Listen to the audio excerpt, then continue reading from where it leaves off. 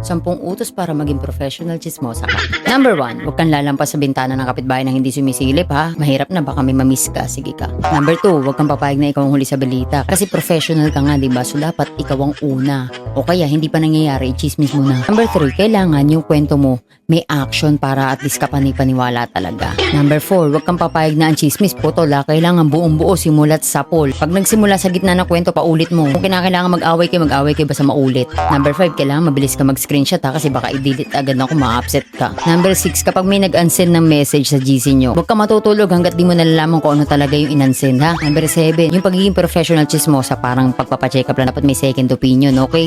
Hindi pwedeng isa lang tatanungin mo, dapat madami. Number 8, kapag wala ka masagap na chismis, intayin mo may kusang darating sa inyo, kapitbahay mo, chismosa rin. Number 9, kailangan mas mabilis ka sa balita kaysa sa pagbabayad mo sa Meralco. Number 10, huwag mong kakalimutan na mahiwagang kataga. Ito ay ang hindi ko pagsasabi, promise.